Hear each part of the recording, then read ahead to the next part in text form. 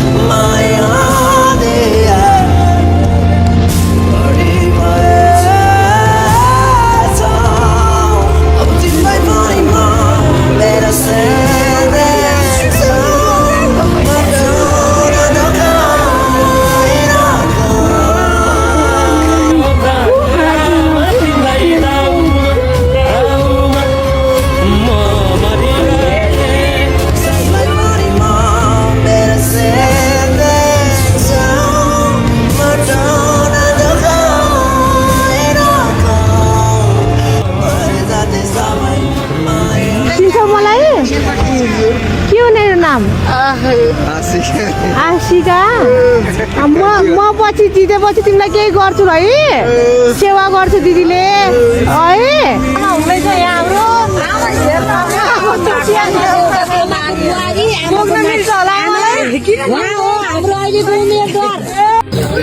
उहाँ हस्पिटलमा गएर कति सहयोग गर्नुभयो, म त हजुरलाई धेरै धन्यवाद गर्छु।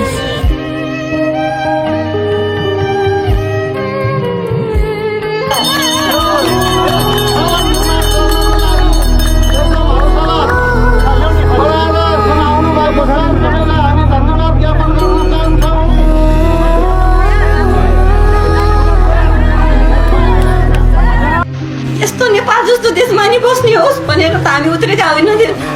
यस्ता बच्चालाई ड्याङ ड्याङ छाती टाउकोमा त्यसरी हान्यो। म त के भन्छु भने तिनीहरू हत्यारा हुन्।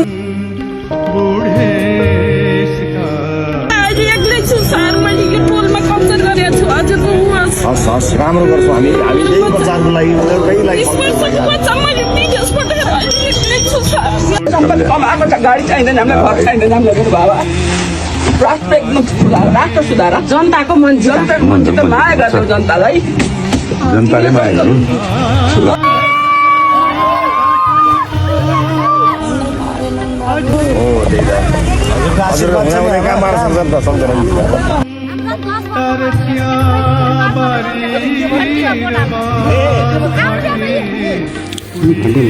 कि घन्टीमा बोटाल नत्र भने हामीले चाहिँ पैसा पठाउन मन छ कहाँनि, पैसा पठाएर हामी फोन गरेर त्यही भन्नुभयो। बिल्कुल त्यही भने छोडे पनि त्यही के भन्नु।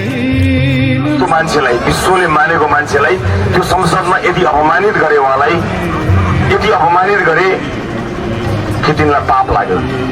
सयौं बच्चाहरूलाई, आमा बुवाहरू जेलमा परेका बच्चाहरूलाई उनको सुन्दर भविष्य बनाउने इन्दिरा राणा जस्तो व्यक्तित्वलाई हामीलाई भनेको भए हामी फिर्ता बोलाइदिन्थ्यौँ, हामी उहाँलाई सम्मानित रूपले लैजान्थ्यौँ, कहीँ लगेर राख्थ्यौँ। तर राजनीतिक प्रतिशोध साध्नको निमित्त, राजनीतिको रोटी सेक्नको निमित्त इन्दिरा राणा जस्तो व्यक्तित्वलाई यिनीहरूले मानव तस्कर जस्तो घृणित आरोप लगाए। यिनलाई पाप लागेको छ। यो पाप अझै पनि पखालिनेवाला छैन। यस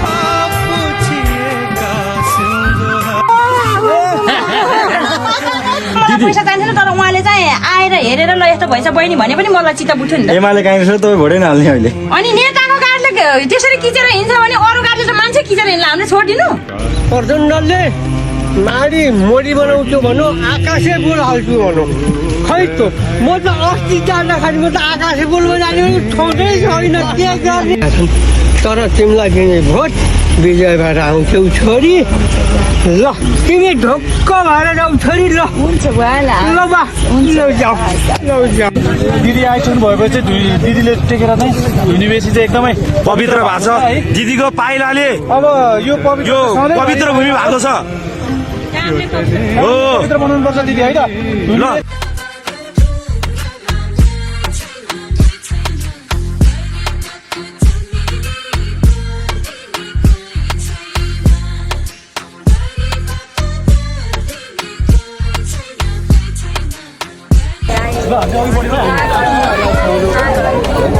भेट्ने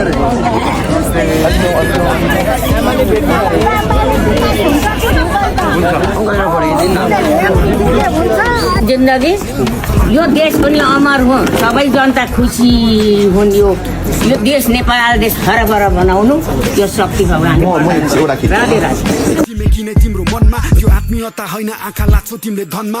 अपराधी देशमा छन् घुमिरहेको साइरनमा, सफा पानी चढाएको छ आउँदैछ रे साइकलमा। फोकटमा बेच मेलम्ची कसले ल्याइरहन्छ, व्यापार हो सबै यो राजनीति होइन। यो राज्यको राजाहरूमा राजयोग नै छैन। यो राम राज्य होइन, राम्रो नै रमाउँदैन, नराम्रो नै हाम्रो बोझो कमाउँदैछ।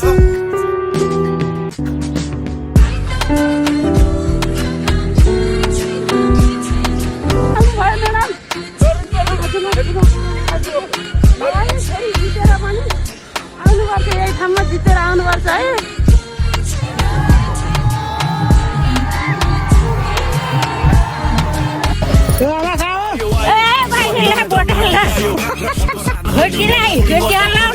तपाईँले सुरक्षित देश विकास बनाइदिनुहोस्। हाम्रो छोरानाति विदेशमा जाउँ, काम पाउन्, पढ्न पाउन्। मलाई र तपाईँलाई अष्टम दिदी आउँदछ।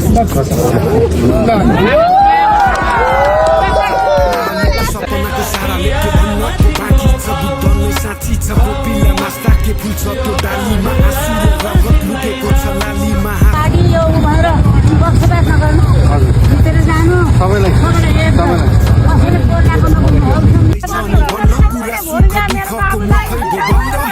हुन्छ हजुर, सुनेर हेरेर आए त्यहाँ भाग्य लाग्छ। अब यो तपाईँलाई भोट दिएको ठाउँमा आउनुपर्छ। उम्मेदवार बालेन्द्र शाहको घण्टी निर्वाचन चिन्हमा 59,000।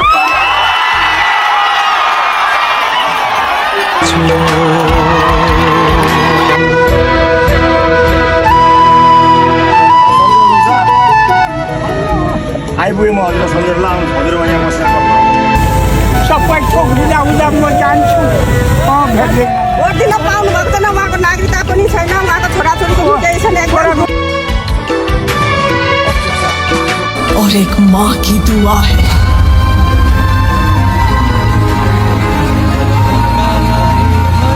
के हाथों की लकीरों को भी मेरा बालनले जितेर आयो भने हामी यतिकै स्वर्ग जान्छौँ। भोकालाई भोजन देऊ, लाजलाई ढाकी देऊ।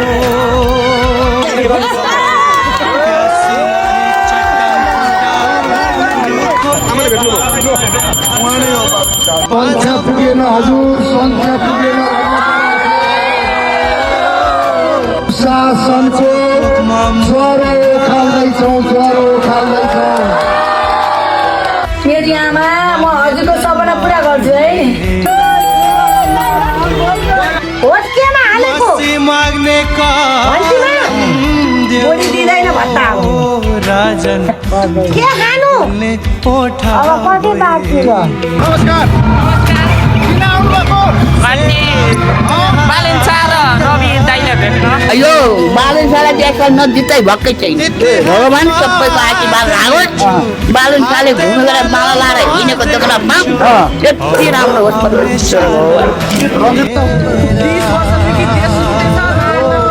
यहाँ पैसा लुट्न हिँडेको भोट चाहिँ घन्टीमै हो।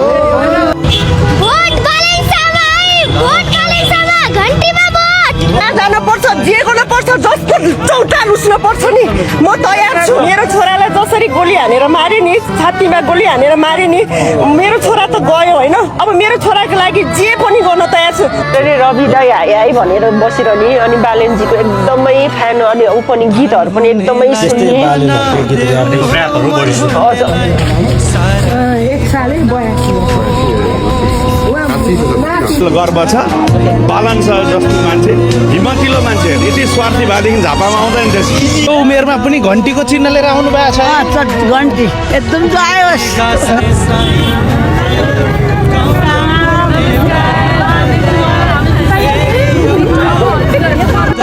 राम्रो होस् बालन सरकारको।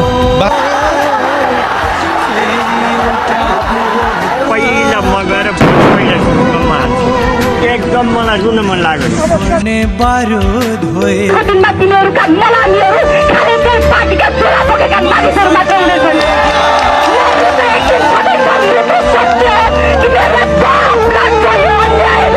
आउन त युएबाट आएको 15 दिनको छुट्टी 1 महिनाको छुट्टी छ प्रधान न्यायाधीश सुशीला कार्कीज्यूले भ्रष्टाचारीहरूको सफाया गर्न पल्टाइरहनु भयो हाम्रो शेरबहादुरज्यू प्रचण्डज्यूको मन थरथर उहाँहरूले लोकतन्त्रलाई संस्थागत होइन लोकतन्त्रलाई संस्थागत गर्दै हुनुहुन्छ उहाँहरूले होसियार हुनुपर्ने दिन आइसक्यो अब अदालतमा नपल्टिएका फाइलहरू अदालतमा यदि फाइल पल्टिन सकेनन् भने यही सडकबाट फाइल पल्टिन्छ जन्मेको र मेरो सँगै हो तर म केबी बाला भन्दा पनि बालन साला भेटाएको क्या भन्जीले जित्यो नि भन्जीले जित्यो रुखले जित्यो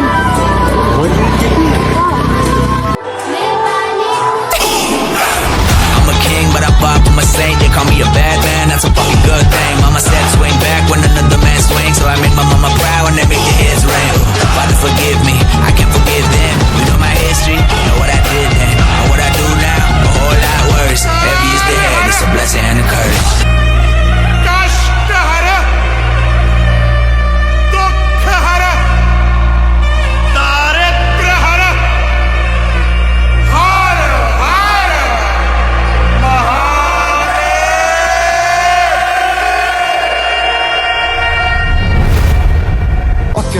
आक्रमण अपराध असमझदारी विकल्पविहीन विदेशी ब्याङ्क भन्छ भिकारी सिकारी नेता अभिनेता बन्छ क्रान्तिकारी बिगारी केटाकेटी भोको पेटलेटी सिपाही अविवाहित चेली बेटी बोकी पेट खेपी पिटाई भिताई रात कुटाई घात खाएर शरीर बिकाई देशको माटो नै मिठाई ठानी मैदान त्यो युद्धको गीत थियो जो देशको लागि भक्त चाहिँ प्रसिद्ध भो निशब्द भो अवशेष बाँकी चोखो बोली जो शीत थियो शिर जप्त भो देशव्यापी आत्मघाती जो पवित्र थियो प्राणको आहुति आफ्नो ज्यानको विभूतिलाई हिँडेका शहीदको केवल नामावली विभूषित कुण्डित पीडामा डुबेकी आमालाई के काम विदुषी गरिबलाई दुई छाक्ने खुसी शरीफलाई चाहिन्छ कुर्सी आमाकै साडी बेचेर धनाट सँगै छ पुँजी गोजी भरि भारू भर भरेर भारतीको रोजी